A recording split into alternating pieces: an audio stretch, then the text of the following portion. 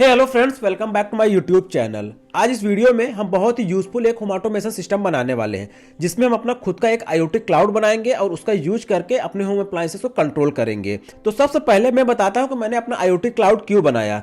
क्योंकि बहुत सारे IoT क्लाउड पहले से ही अवेलेबल हैं, जैसे कि ब्लिंक हो गया, ऑर्डिनो IoT क्लाउड हो गया, KME हो गया। वो जो सारे IoT प्लेटफॉर्म है वो सब्सक्रिप्शन बेस्ड हैं, या फिर वहां पे हम सारे फीचर को यूज नहीं कर सकते हैं इजिली। इसीलिए मैंने सोचा क्यों ना मैं अपना एक IoT क्लाउड बनाऊं जो कि बहुत ही सिंपल हो और इजी टू यूज हो। और मैं इस वीडियो में बताऊंगा कि आप अपना खुद का भी IoT क्लाउड कैसे बना सकते हैं। तो इस IoT क्लाउड में हम जो डेटाबेस है वो यूज कर रहे हैं फायरबेस का डेटाबेस, रियल टाइम डेटाबेस। और इस IoT क्लाउड में मैंने बहुत सारे फीचर यूज किए हुए हैं। मैं आपको एक एक करके सारे फीचर्स बताता हूं। पहला फीचर है, इसको हम ग्लोबली कहीं से भी कंट्रोल कर सकते हैं। बस हमें एक URL मिल जाएगा, एक लिंक। उस लिंक को ओपन करके वहां पे अपना API की और डेटाबेस URL देना है। फिर हम इस दुनिया में कहीं से भी अपने डिवाइसेस को कंट्रोल कर सकते हैं। और साथ में हमें दिखाता रहेगा कि जो हमारा सिस्टम ऑनलाइन है कि ऑफलाइन है, यानी जो हमारा हार्डवेयर है ESP32 अगर वो नेट से नहीं कनेक्टेड है तो हमारे वेब डैशबोर्ड में दिखाएगा कि जो हमारा सिस्टम है वो ऑफलाइन है और उसका लास्ट सीन क्या था, यानी कि 10 मिनट पहले वो ऑफलाइन हुआ कि 5 मिनट पहले ऑफलाइन हुआ। अगर वो नेट से कनेक्टेड है तो हमें वहां पे दिखाता रहेगा कि वो ऑनलाइन है। और इसके साथ में हमारा मैनुअल स्विच बटन्स भी होगा, वहां से भी इसको हम कंट्रोल कर सकते हैं मैनुअली। और इसका फीडबैक हमें रियल टाइम हमारे वेब डैशबोर्ड में मिलता रहेगा, यानी कि हम अपने स्विच बटन से ऑन करेंगे तो हमारा वो फीडबैक रिफ्लेक्ट करेगा हमारे वेब डैशबोर्ड में कि हमारा जो बटन है कि ऑन हुआ है कि ऑफ हुआ है। और हम मल्टीपल डिवाइसेस में लॉग इन करके वहां से भी कंट्रोल कर सकते हैं। फॉर एग्जांपल हम अपने फोन से भी कंट्रोल कर सकते हैं, लैपटॉप से भी कंट्रोल कर सकते हैं, iPad से भी कंट्रोल कर सकते हैं। इसमें मैंने एक और फंक्शनलिटी ऐड की है जो कि है EPROM फंक्शनलिटी। यहाँ पे होगा क्या, जो हमारा ESP32 है हमारे रिले का लास्ट स्टेट को याद रखेगा। और सबसे बेस्ट बात इस IoT क्लाउड में ये है, हमें यहाँ पे जो भी बटन है, यानी कि हम 4 नोड PCB यूज कर रहे हैं तो ऑटोमेटिक 4 बटन आ जाएंगे, 8 नोड यूज कर रहे हैं तो ऑटोमेटिक 8 नोड आ जाएंगे। तो यहाँ पे हमें ऐड नहीं करना है बटन। और इन सबके साथ में मैंने एक और फीचर ऐड किया हुआ है, जो हमारा ऑनबोर्ड LED होता है ESP32 में, वो उसको हम वाईफाई इंडिकेटर की तरह यूज करेंगे। जब भी वो ट्राई कर रहा होगा हमारे वाईफाई से कनेक्ट होने के लिए तो वो बहुत ही फास्ट ब्लिंक करेगा, और एक बार कनेक्ट हो गया तो वो कंटिन्यू ग्लो करता रहेगा। और फॉर एग्जांपल जैसे हमारा वाईफाई बंद हो जाता है या डाउन हो जाता है तो वो स्लो ब्लिंक करेगा, यानी कि 3 डिफरेंट स्टाइल में वो ब्लिंक करेगा, जिसकी वजह से हमें पता चल जाएगा कि वो कनेक्ट करने का ट्राई कर रहा है, कनेक्टेड है, या फिर वो डिस्कनेक्ट हो गया है। और इस होम ऑटोमेशन सिस्टम को बनाने के लिए यहाँ पे मैं अपना खुद का डिजाइन किया हुआ होम ऑटोमेशन PCB यूज कर रहा हूँ, जो कि 4 नोड होम ऑटोमेशन PCB। अगर आप इसको परचेज करना चाहते हैं तो आप मेरे वेबसाइट से परचेज कर सकते हैं, आपको लिंक नीचे डिस्क्रिप्शन मिल जाएगा। ये PCB असेंबल्ड और विदाउट असेंबल दोनों अवेलेबल हैं, आप जैसा चाहें वैसा परचेज कर सकते हैं। इस वीडियो में मैं सब कुछ डिटेल में बताऊंगा कि फायरबेस में जाके कैसे अपना API की और डेटाबेस URL को जनरेट करना है। और वीडियो के एंड में मैं बताऊंगा कि आप कैसे खुद का IoT क्लाउड यानी कि वेब डैशबोर्ड बना सकते हैं। तो हमें गूगल पे आना है और यहाँ आके हमें फायरबेस सर्च करना है। फिर उसके बाद हमें यहाँ फायरबेस कंसोल पे क्लिक करना है। मैं आपको ये लिंक नीचे डिस्क्रिप्शन में दे दूंगा, आप डायरेक्टली इसको क्लिक करके ओपन कर सकते हैं। फिर उसके बाद हमें यहाँ पे क्लिक करना है क्रिएट न्यू फायरबेस प्रोजेक्ट। यहाँ पे हमें अपने प्रोजेक्ट का नाम देना है, तो यहाँ पे मैं दे देता हूँ 4 नोड स्मार्ट होम। इसको एक्सेप्ट करना है, कंटिन्यू पे क्लिक करना है, फिर अगेन कंटिन्यू पे क्लिक करना है। यहाँ पे हम इसको डिसेबल कर देंगे गूगल एनालिटिक्स को। यहाँ पे क्रिएट प्रोजेक्ट पे क्लिक करना है। यहाँ पे कुछ टाइम लेगा हमारे प्रोजेक्ट को प्रिपेयर करने के लिए, तो वेट करते हैं। यहाँ पे हमारा फायरबेस प्रोजेक्ट रेडी हो गया है। अभी हमें यहाँ कंटिन्यू पे क्लिक करना है। फिर इसके बाद हमें यहाँ पे बिल्ड पे क्लिक करना है। हमें यहाँ नीचे रियल टाइम डेटाबेस पे क्लिक करना है। फिर यहाँ हमें क्रिएट डेटाबेस पे क्लिक करके अपना डेटाबेस क्रिएट करना है, तो इस पर क्लिक करिए। यहाँ पे कोई भी आप लोकेशन सेट कर सकते हैं। यहाँ पे कुछ ही बेल्जियम, सिंगापुर, यूनाइटेड स्टेट्स है, तो आप कोई भी एक सेलेक्ट कर सकते हैं। फिर उसके बाद यहाँ पे नेक्स्ट पे क्लिक करना है। यहाँ पे हमें अभी इसको टेस्ट मोड में स्टार्ट करना है। फिर उसके बाद यहाँ पे एनेबल पे क्लिक करना है। यहाँ पे हमारा डेटाबेस क्रिएट हो चुका है। और इसके बाद हमें अभी इस सेटिंग आइकन क्लिक करना है, फिर जर्नल में जाना है, फिर यहाँ पे नीचे स्क्रॉल करके हमें यहाँ इस पर क्लिक करना है, यानी कि हमें एक ऐप क्रिएट करना है। हम वेब से कंट्रोल करेंगे तो यहाँ पे वेब पे क्लिक करना है। यहाँ पे नाम दे देना है अपने वेब का, तो मैं यहाँ पे सेम 4N स्मार्ट होम दे देता हूँ। आप कोई भी नाम दे सकते हैं जो आप चाहते हैं। तो उसके बाद यहाँ पे रजिस्टर ऐप पे क्लिक करना है। जैसा कि आप देख सकते हैं यहाँ पे हमें एक अपना API मिल गया है और डेटाबेस URL। हमें यहाँ पे इसी 2 चीज़ की नीड है और हमें यहाँ पे कोई भी चीज़ की नीड नहीं है। यहाँ पे हम क्लिक टू कंटिन्यू कंसोल पे क्लिक करते हैं। जैसा कि आप देख सकते हैं यहाँ पे हमारा सारा डेटा है। इस रियल टाइम डेटाबेस में यहाँ पे हमें कुछ वेरिएबल्स और उसकी वैल्यूज़ देना होता है, जो कि हम सीधा कोड से करेंगे, वहीं से ही राइट कर देंगे। यहाँ पे हमें कुछ नहीं करना है। यहाँ पे हमें 2 चीज़ ज़रूरत थी, वो 2 चीज़ मिल चुकी है। एक चीज़ और, यहाँ पे रूल्स पे क्लिक करेंगे तो रूल्स में आके यहाँ पे ये जो फॉल्स है इसको हमें ट्रू कर देना है, नहीं तो यहाँ पे हम रीड राइट नहीं कर पाएंगे। इसको भी मैं ट्रू कर देता हूँ। तो इन दोनों को ट्रू कर देना है, यानी कि हम रीड के लिए भी परमिशन दे रहे हैं, राइट के लिए भी परमिशन दे रहे हैं। फिर उसके बाद यहाँ पे पब्लिश पे क्लिक करना है। बस, तो हमारा जो भी फायरबेस में जितना भी सेटिंग था, कॉन्फ़िगरेशन था, वो कंप्लीट हो गया। अभी हमें यहाँ पे कुछ नहीं करना है। तो चलिए हम अपने ऑर्डिनो कोड की तरफ चलते हैं। तो ये रहा हमारा ऑर्डिनो कोड। मैं इस कोड को एक्सप्लेन कर देता हूँ। ये बहुत ही ईजी कोड है, आप समझ जाएंगे। सबसे पहले यहाँ पर मैंने कुछ लाइब्रेरीज को इंक्लूड किया हुआ है, जो कि पहला है Wi-Fi.h। आप सभी जानते हैं Wi-Fi.h हम यूज करते हैं अपने ESP32 में वाईफाई फंक्शनलिटी को यूज करने के लिए। फिर उसके बाद है Firebase ESP32.h। यहाँ पे हम Firebase के लिए इसको यूज कर रहे हैं। यहाँ पे थर्ड जो हमारा लाइब्रेरी है EPROM.h, 32 की EPROM मेमोरी उसको यूज कर सके, इसलिए यहाँ पे हम यूज कर रहे हैं। यहाँ पे 2 वेरिएबल है, एक है Wi-Fi SSID और दूसरा है Wi-Fi पासवर्ड। तो SSID में अपना हॉटस्पॉट या जो भी राउटर है उसका SSID डालना है, और Wi-Fi पासवर्ड में उसका पासवर्ड डालना है। फिर उसके बाद यहाँ पे 2 वेरिएबल है, एक है डेटाबेस URL और एक है API की। तो यहाँ पे हमें जो हमारा फायरबेस का डेटाबेस था उसका URL डालना है और API की डालना है, जो हमने अभी जस्ट थोड़ी देर पहले जनरेट किया है। तो उसको ओपन करते हैं। तो यहाँ पे हमें ये मिल जाएगा API की। इसको यहाँ से हम कॉपी कर लेते हैं एज इट इज़। तो इसको यहाँ पे हम अपने API की में डाल देंगे, और यहाँ पे जो हमारा डेटाबेस का URL है इसको भी कॉपी करके इसको भी कोड में एज इट इज़ पेस्ट कर देना है। यहाँ पे हमने डेटाबेस URL और API की दोनों यहाँ पे हमने एंटर कर दिया है। फिर उसके बाद हमने यहाँ पे रिले पिंस को डिफाइन किया हुआ है। यहाँ पे एक एरे बना के इसको हमने डिफाइन कर दिया है। ये मेरे PCB के अकॉर्डिंग है, अगर आप डिफरेंट हार्डवेयर यूज करें तो आप यहाँ पे चेंज कर सकते हैं। और सिमिलरली यहाँ पे हमने स्विच पिंस जो है उसको भी एरे बना के यहाँ पे डिफाइन कर दिया है। और यहाँ पे हमने हर रिले का एक नाम दे दिया है, यानी कि ये जो 23, 24 तो उसको यहाँ पे हमने नाम दे दिया रिले 1, रिले 2, रिले 3, रिले 4, और यहाँ पे इससे हमें साइन कर दिया है। और फिर उसके बाद यहाँ पे हमने एक और वेरिएबल क्रिएट किया है, जो हमारा ESP32 का ऑनबोर्ड LED होता है, वो पिन नंबर 2 पे कनेक्टेड होता है। तो उसको हम एज अ वाईफाई LED की तरह यूज कर रहे हैं, तो उसको यहाँ पे हमने डिफाइन किया है। यहाँ पे हमने कुछ ग्लोबल वेरिएबल्स क्रिएट किए हुए हैं एरे बना के, जैसे यहाँ पे है रिले स्टेट। यहाँ पे हमने इसका यूज करके हमारा जो रिले की स्टेट है वो ऑन है, ऑफ है, यानी कि वो ट्रू है, फॉल्स है, उसको हम यहाँ पे स्टोर करेंगे। इनिशियली इसको हम सभी को फॉल्स कर रखे हैं, आगे कोड में जो भी होगा वो वहाँ इसकी वैल्यू चेंज हो जाएगी। और यहाँ पे हमारा लास्ट स्विच रीडिंग, ये भी हमने एक एरे बना के इंटीजर टाइप वेरिएबल क्रिएट किया हुआ है। ये हमारा जो स्विच है उसकी लास्ट स्टेट को यहाँ पे ये स्टोर करेगा। स्टार्टिंग में हमने इसको सबको लो रखा है। फिर उसके बाद यहाँ पे कुछ वेरिएबल्स है हमारे मैनुअल स्विच बटन्स के लिए, जो कि हमारे डी बाउंसिंग को अवॉइड करने के लिए हेल्प करेंगे। फिर उसके बाद हमने यहाँ पे EPROM का साइज डिफाइन किया हुआ, जो कि है 4 बाइट। और यहाँ पे हमने कुछ ऑब्जेक्ट क्रिएट किए हुए हैं, जैसे कि फायरबेस डेटा है, कॉन्फिग है, ऑथेंटिकेशन ऑथ, तो ये हमारे आगे कोड में यूज होगा। फिर उसके बाद हमने यहाँ पे कुछ 2 वेरिएबल डिफाइन किया हुआ है, रिले ऑन और रिले ऑफ। यहाँ पे आप अपना लॉजिक डिफाइन कर सकते हैं। अगर आप रिवर्स लॉजिक यूज कर रहे हैं, यानी कि जब ये लो होता है तो आपका रिले ऑन होता है, और जब आपका हाई होता है तो आपका रिले ऑफ होता है। हाई होने पर रिले ऑन करना चाहता हूँ तो यहाँ पे मेरा रिले ऑन का इसकी वैल्यू मैंने हाई रखा है, और रिले ऑफ पे लो है, यानी कि जब भी लो होगा तो हमारा रिले ऑफ हो जाएगा, और जब भी हाई होगा तो हमारा रिले ऑन हो जाएगा। आप रिवर्स लॉजिक यूज करें इसको आप इंटरचेंज कर देंगे। उसके बाद हम यहाँ सेटअप फंक्शन में आते हैं। सबसे पहले हमने यहाँ पे सीरियल मॉनिटर से हमने कम्युनिकेशन स्टार्ट किया हुआ है 115200 बॉड रेट से। फिर उसके बाद यहाँ पे हमने EPROM मेमोरी को इनिशियलाइज किया, यानी कि स्टार्ट किया हुआ है, जिसमें हमने दिया है EPROM का साइज। फिर उसके बाद यहाँ पे हमने पिन मोड डिफाइन किया है वाईफाई LED के लिए, जो कि एज आउटपुट है। फिर उसके बाद यहाँ पे हमने 4 का लूप लगा के रिले पिंस को पिन मोड डिफाइन कर दिया, जो कि एज आउटपुट है। फिर उसके बाद यहाँ पे हम रीड सेव्ड स्टेट, यानी कि जो भी EPROM मेमोरी है उससे रीड कर रहे हैं हमारा जो रिले की स्टेट है वो क्या है, उसको हम यहाँ पे स्टोर कर रहे हैं। अगर ये कोड फर्स्ट टाइम रन कर रहा है, यानी कि उसमें कोई भी वैल्यू स्टोर नहीं है, यानी कि वो ना 0 है ना 1 है, तो उसको बाय डिफॉल्ट हम यहाँ पे 0 दे रहे हैं, ताकि जो हमारा कोड है वो मेस्ड अप ना हो। और फिर उसके बाद यहाँ पे हम एक एक करके एरे बनाए हैं, उसमें एक सारा स्टेट इसमें हम स्टोर, और फिर उसके अकॉर्डिंग हम यहाँ पे जो भी हमारा रिले है उसको ट्रिगर कर दे, यानी ये डिजिटल राइट है। और फिर उसके बाद यहाँ पे हमने रिले पिन दे दिया, यानी कौन सा रिले हम यूज कर रहे हैं, और रिले स्टेट, ये ट्रू फॉल्स होगा उसके अकॉर्डिंग यहाँ पे ऑन ऑफ कर दे, यानी कि अपना रिले ऑन ऑफ कर दे रहे हैं। फिर उसके बाद यहाँ पे जो हमारा पिन मोड यानी जो स्विच पिन है उसका पिन मोड डिफाइन किया है, उसको एज हम इनपुट यूज कर रहे हैं, यहाँ पे इनपुट हो गया। फिर उसके बाद यहाँ पे हम अपना जो हमारा स्विच है उसका लास्ट रीडिंग क्या है उसको यहाँ पे हम स्टोर कर रहे हैं इस वेरिएबल में, जो कि है लास्ट स्विच रीडिंग।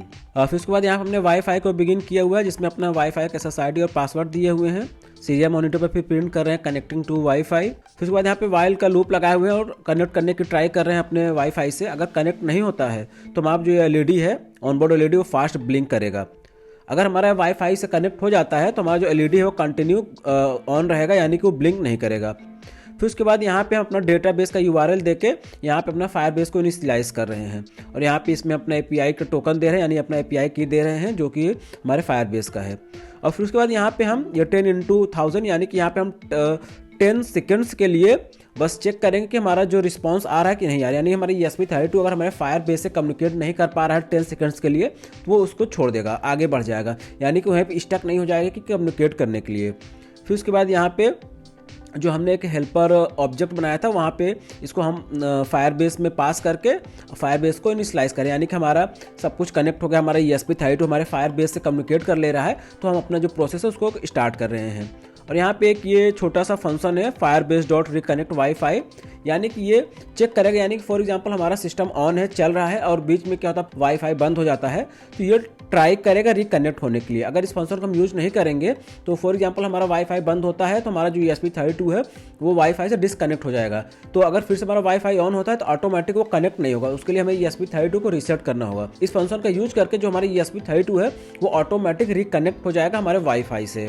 फिर उसके बाद यहाँ पर हमने एक फोर का लूप लगाया है, ये लूप हमारा 4 बार रन होगा। यहाँ पे जो हमारा फायरबेस है उसमें हम यहाँ पे अपना एक नोड क्रिएट कर रहे हैं और उसकी वैल्यू भी दे रहे हैं। यहाँ पे रिले करके एक नोड क्रिएट हो रहा है और उसकी जो वैल्यू है रिले नेम्स उसको हम दे रहे हैं, यानी कि रिले 1, रिले 2, रिले 3, रिले 4, 4 वो वेरिएबल्स वहाँ पे हमारे डेटाबेस में फायरबेस डेटाबेस में ऑटोमेटिक क्रिएट हो जाएंगे, क्योंकि हमने वहाँ पे कुछ नहीं क्रिएट किया था तो वो इसी लाइन में यहाँ पे क्रिएट हो रहा है। फिर उसके बाद ये है firebase.setBoolean और ये दे रहे हैं, यानी कि ये फायरबेस का डेटा और हम किस पाथ दे रहे हैं और रिले का स्टेट क्या है, यानी कि जो हमारा वैल्यू है ट्रू है कि फॉल्स है। तो यहाँ पे हम बुलियन टाइप का डेटा भेज रहे हैं, इसलिए यहाँ पे हमने firebase.setBoolean और ये यूज किया हुआ है। तो यहाँ पे अगर जैसे आपको डिफरेंट डेटा सेंड करना है तो वहाँ पे आपको डिफरेंट फंक्शन यूज करना होगा। मैं आपको दिखा देता हूँ एक बार जो फंक्शंस होते हैं। जैसा कि आप देख सकते हैं यहाँ पे हमारे सारे फंक्शंस हैं। अगर हमें बुलियन टाइप का डेटा टाइप सेंड करना है अपने फायरबेस में तो हमें यहाँ पे firebase.setBoolean यूज करना है और एग्जांपल इसका ट्रू और फॉल्स। अगर हमें इंटीजर टाइप का सेंड करना है तो हमें यहाँ पे सेट बुलियन की जगह हमें यहाँ पे सेट इंटीजर करना होगा। यहाँ पे जो डेटा टाइप वो इंटीजर होगा, यानी कि होल नंबर होगा, जो कि हो सकता है 10, 500, -5, ये एग्जाम्पल है। अगर फ्लोट टाइप का डेटा टाइप सेंड करना है तो यहाँ पे हमें सेट फ्लोट करना है, जहाँ पे हम डेसिमल वैल्यूज़ को भी भेज सकते हैं, यानी 25.5, 3.14 ऐसे डेसिमल वैल्यूज़ भी सेंड कर सकते हैं। अगर हमें स्ट्रिंग टाइप का डेटा टाइप सेंड करना है, यानी कोई टेक्स्ट सेंड करना है, जैसे कि हो गया टेक्नोलैब हो गया, ऑनलाइन हो गया, तो हमें यहाँ पे firebase.setString यहाँ पे ये फंक्शन यूज करना है। तो ये इसकी इतनी कहानी थी। तो चलिए हम अपने लूप फंक्शन में आते हैं। हमारा जो लूप है यहाँ पे हमारे 4 टास्क हो रहे हैं। जो पहला है वाईफाई LED मैनेजर, यहाँ पे अपने जो वाईफाई LED उसको मैनेज कर रहे हैं। फिर उसके बाद ये हार्ट बीट है, मैं आपको बताता हूँ कि हार्ट बीट क्या है। फिर उसके बाद यहाँ मैनुअल स्विच बटन, जो हमारा मैनुअल स्विच बटन है उसको मैनेज करने के लिए है। फिर उसके बाद यहाँ पे हमारा वेब डैशबोर्ड है। ये 4 यहाँ पे टास्क हो रहे हैं, तो मैं आपको एक एक करके एक्सप्लेन करता हूँ। जो पहला है वो है वाईफाई LED मैनेजर। यहाँ पे हम मिलीस फंक्शन का यूज कर रहे हैं और यहाँ पे हम चेक कर रहे हैं कि हमारा जो वाईफाई LED है वो कनेक्टेड है कि नहीं है, यानी कि हर सेकंड हम यहाँ पे अपना चेक कर रहे हैं कि जो हमारा ESP32 है हमारे वो वाईफाई से कनेक्टेड है कि नहीं है। अगर वो कनेक्टेड है तो हमारा जो वाईफाई LED है वो कंटिन्यू ग्लो करता है, यानी हाई रहेगा।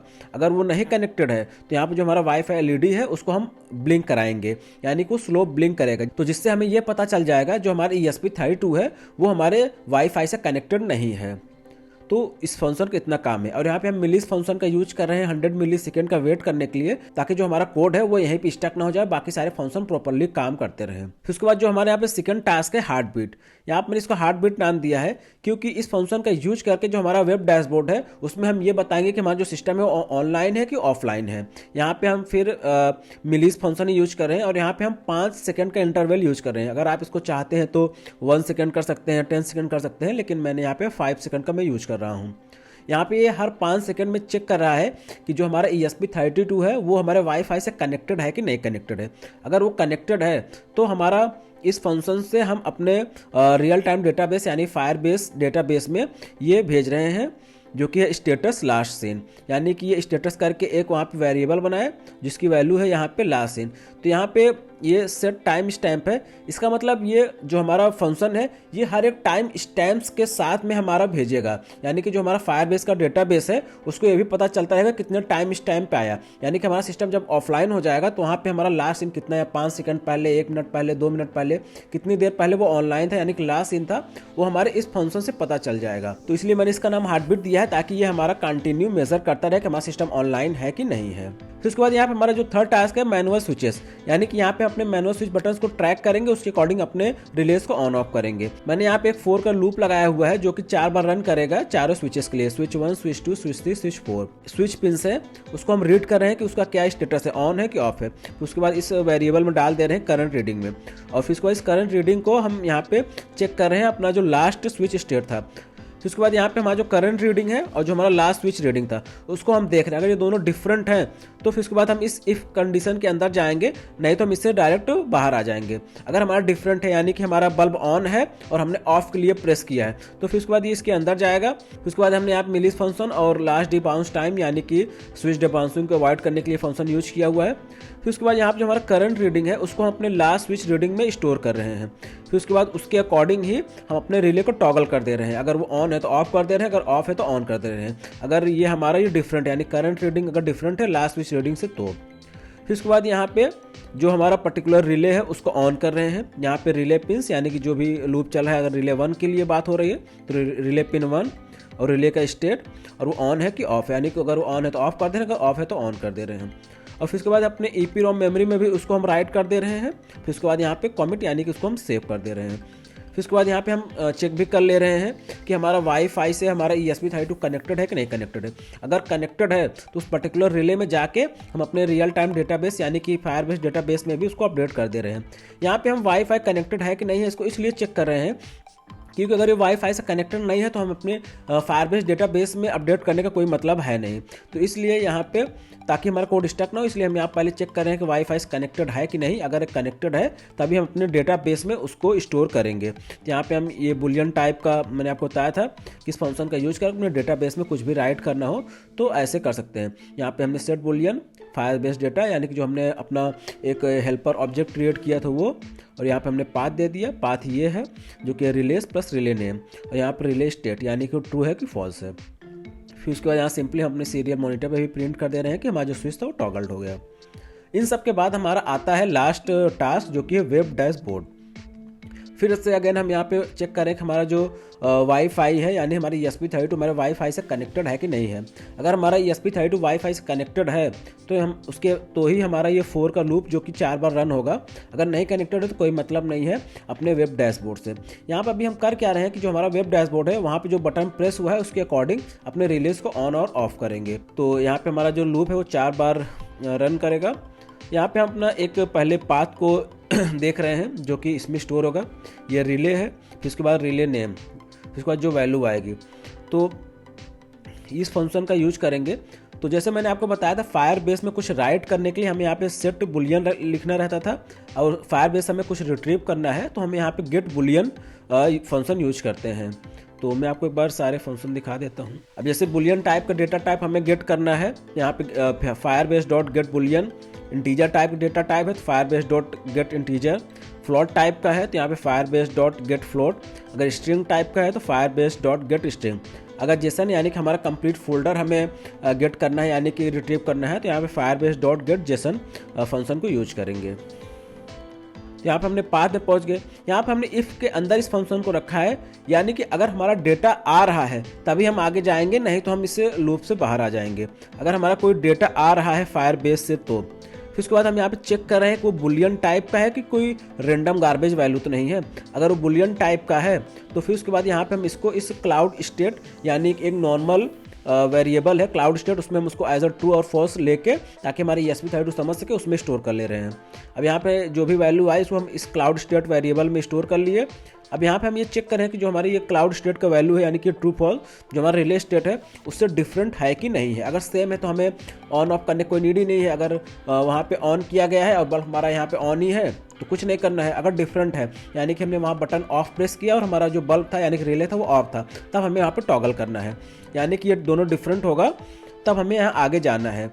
डिफरेंट था, फिर उसके बाद हमने यहाँ रिले स्टेट यानी कि जो भी हमारा स्टेट आया यानी कि वेब डैशबोर्ड में हमने ऑन किया तो उस ऑन की वैल्यू को यहाँ पे हम स्टोर कर लिए और साथ में ही अपना जो रिले था उसको उसके अकॉर्डिंग ऑन ऑफ कर दिए। यानी कि जो पर्टिकुलर रिले था वो उसका स्टेट फिर इसको ऑन और ऑफ किए। यहाँ पे रिले ऑन और ऑफ, यहाँ पे ये हमने स्टार्टिंग में इसको डिफाइन कर दिया था। ये रिले ऑन का मतलब हाई और रिले ऑफ का मतलब लो, तो आप कंफ्यूज मत होइएगा कि रिले ऑन से कैसे ऑन हो जा रहा है और रिले ऑफ से कैसे ऑफ हो जा रहा है। बस इस लॉजिक को डिफाइन करने के लिए वहाँ पे मैंने वेरिएबल बना के हाई लो कर दिया था। फिर उसके बाद यहाँ पे EEPROM मेमोरी में हम बस स्टोर कर रहे हैं कि जो भी हमारा रिले स्टेट है वो EEPROM मेमोरी में स्टोर हो जा रहा है। और ये फंक्शन EEPROM.commit, इसका मतलब ये होता है कि सेव करना, यानी कोई भी डेटा डाल के उसको सेव कर दिए बस सिंपली। उसके बाद यहाँ पे हम सीरियल मॉनिटर पे प्रिंट कर दे रहे हैं, वेब कमांड जो आया वो कर दिए। आई होप ये कोड आप समझ गए। तो इस कोड को बस राइट बोर्ड और राइट कम्युनिकेशन पोर्ट सेलेक्ट करके इसको अपलोड कर देना है।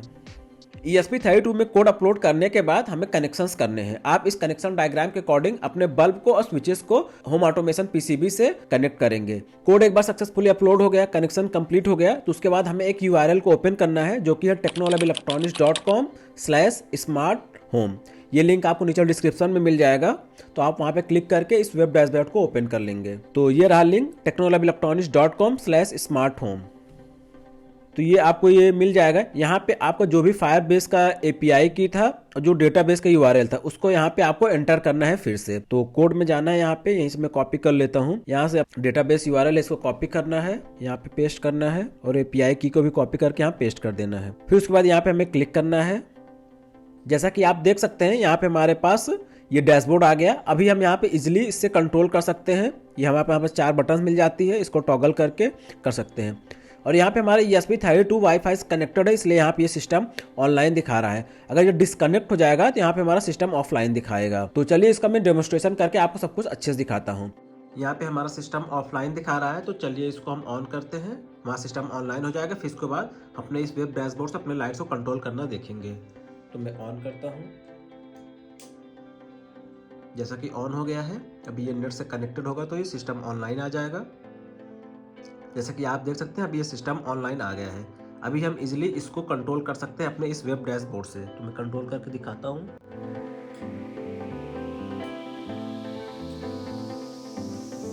जैसा कि आप देख सकते हैं मैं अपने घर के अप्लायंसेस को यानी इस बल्ब को अपने इस वेब डैशबोर्ड से इजीली कंट्रोल कर सकता हूँ। मैं इसको ऑन कर सकता हूँ यहाँ से,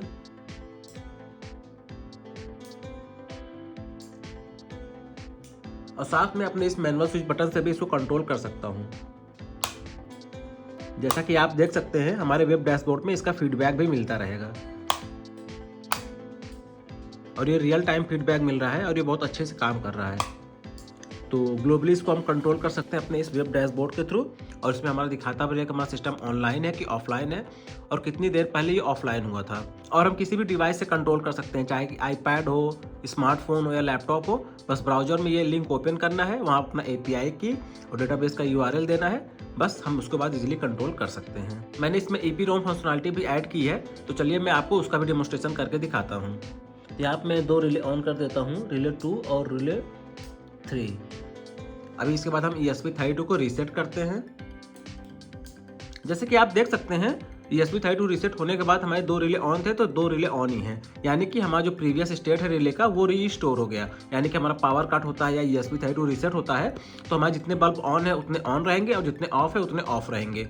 मैं आपको एक बार पावर कट करके दिखाता हूँ। यहाँ पर मैंने पावर कट कर दिया अपने होम ऑटोमेशन PCB का। 5 सेकंड बाद हमारा सिस्टम ऑफलाइन हो जाएगा। जैसा कि आप देख सकते हैं हमारा सिस्टम ऑफलाइन हो गया। Connection loss last seen 18-19 second ago. अभी मैं पावर ऑन करता हूँ। जैसा कि देख सकते हैं यहाँ पे हमारा सिस्टम ऑनलाइन हो गया, और जो हमारा वाईफाई LED है ये कंटिन्यूअस ऑन है, इसका मतलब ये वाईफाई से कनेक्टेड है। मैं आपको एक बार रीसेट करके दिखाता हूँ। जैसे कि आप देख सकते हैं ये फास्ट ब्लिंक कर रहा है, इसका मतलब ये वाईफाई से कनेक्ट करने का ट्राई कर रहा है। अभी ये कनेक्ट हो गया है और यहाँ पे हमारा सिस्टम ऑनलाइन दिखा रहा है। मैं आपको एक बार नेट बंद करके दिखाता हूँ यहाँ पे क्या होगा। तो तो यहाँ पे मैं अपना हॉटस्पॉट बंद कर दे रहा हूँ, यानी कि वाईफाई बंद कर दे रहा हूँ। तो 5 सेकंड बाद हमारा जो सिस्टम है ऑफलाइन हो जाएगा। जैसे कि आप यहाँ देख सकते हैं ये हमारा ब्लिंक करने लग गया है, इसका मतलब हमारा ये डिस्कनेक्ट हो गया है वाईफाई से। और यहाँ पे ये भी अभी अपडेट हो जाएगा। जैसे कि आप देख सकते हैं connection lost, last in 18 second, ऐसे ये दिखाता रहेगा। फिर उसके बाद ये सिस्टम ऑफलाइन हो जाएगा। तो यहाँ पर हम इजीली देख सकते हैं कि हमारा सिस्टम जो है ऑफलाइन है और कितने मिनट पहले ये ऑफलाइन था वो भी हम देख सकते हैं, यानी कि लास्ट सीन देख सकते हैं इजीली। अगर आपको अपना फायरबेस का API की और डेटाबेस URL चेंज करना है तो आप यहाँ से क्लिक करके चेंज कर सकते हैं। आई होप ये IoT cloud based home automation system आपको अच्छा लगा।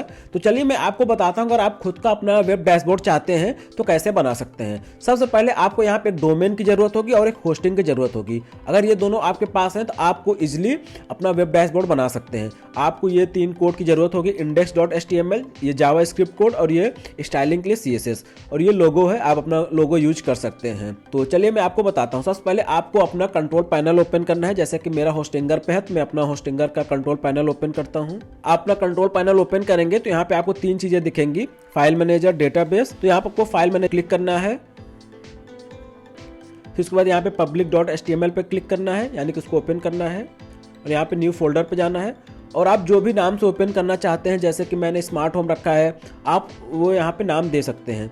जैसे कि मैं अगर यहाँ पे देता हूँ माई स्मार्ट होम, आप यहाँ पे कोई भी नाम दे सकते हैं, बस स्लैश लगा के यही आपको ओपन करना होगा। फिर उसके बाद यहाँ पे क्रिएट बटन पे क्लिक करना है। फिर उसके बाद यहाँ पे जस्ट इस अपलोड बटन पे क्लिक करके यहाँ पे जो फाइल्स मैंने आपको बताई थी HTML, जावास्क्रिप्ट, CSS और जो लोगो था वो वहाँ पे आपको बस अपलोड करना है। यहाँ फाइल पे क्लिक करना है और इन सारे फाइल्स को बस सेलेक्ट करके आपको अपलोड कर देना है, एज सिंपल एज डैट। और फिर उसके बाद जो भी आपका डोमेन था वो डोमेन स्लैश ये जो है माई स्मार्ट होम, ये ओपन करेंगे तो आपका जो वेब डैशबोर्ड है वो ओपन हो जाएगा। मैं आपको दिखाता हूँ, इसको मैं कॉपी कर लेता हूँ। जैसे कि technologyelectronics.com हो गया। फिर उसके बाद जो भी आपने दिया था, जैसे मैंने दिया माई स्मार्ट होम, बस इसको करके ओपन कर देना है। जैसा कि आप देख सकते हैं यहाँ पे यह आ गया टेक्नोलॉजी इलेक्ट्रॉनिक्स, ये वेब डैशबोर्ड रेडी हो गया। और ये वेब डैशबोर्ड डायनेमिक है, यानी कि अगर आप यहाँ पे 4 चैनल यूज कर रहे हैं तो ऑटोमेटिक 4 बटन क्रिएट हो जाएगा। अगर आप यहाँ पे 8 चैनल यूज कर रहे हैं तो 8 बटन क्रिएट हो जाएगा। आप जितने भी बटन्स का यानी जितने भी नोट का यूज कर रहे हैं उतना यहाँ पे अपने आप बटन क्रिएट हो जाएगा। यहाँ पे हमें कुछ करना नहीं है। और एक बात और, अगर आप चाहते हैं, जैसे आपके पास डोमेन या होस्टिंग नहीं है लेकिन आप फिर भी यूज करना चाहते हैं, तो आप मेरा ये लिंक यूज करके आप अपना होम ऑटोमेशन सिस्टम बना सकते हैं, जो कि है technologyelectronics.com स्मार्ट होम। ओपन करिए और यहाँ पे जाके अपना API की डालिए और डेटाबेस का URL डालिए, बस आपका काम करना शुरू कर देगा। यानी कि आप फायरबेस में जाके वहाँ पे एक डेटाबेस क्रिएट करके API ले लीजिए और वहाँ का डेटाबेस का URL सारा कंप्लीट हो गया, यानी कि आपका खुद का IoT क्लाउड बन गया। और ये फ्री ऑफ कॉस्ट है, मैं इसमें कोई चार्ज नहीं कर रहा हूँ। आप इजिली इसको यूज कर सकते हैं अपने प्रोजेक्ट्स के लिए या होम ऑटोमेशन सिस्टम बनाने के लिए। तो ये लाइव रहेगा, लिंक आपको मैं नीचे डिस्क्रिप्शन में दे दूंगा, आप वहाँ से जाके यूज कर सकते हैं। तो बस इस वीडियो में इतना ही। आई होप ये वीडियो आपको अच्छा लगा और आपने कुछ नया सीखा। और फ्यूचर में इसमें बहुत सारे और अपडेट करने वाला हूं, जैसे कि इसमें मैं टाइमर फीचर ऐड करने वाला हूं, ऐसे बहुत सारे ऑटोमेशन फीचर ऐड करने वाला हूं। तो अगर आपने चैनल को सब्सक्राइब नहीं किया है तो चैनल को सब्सक्राइब कर लीजिए, बेल आइकन को प्रेस कर लीजिए और इस वीडियो को लाइक करिए ताकि ये वीडियो ज़्यादा से ज़्यादा लोगों को पास पहुँच सके। मिलते हैं अपने किसी नेक्स्ट वीडियो में, तब तक के लिए bye bye, have a nice day.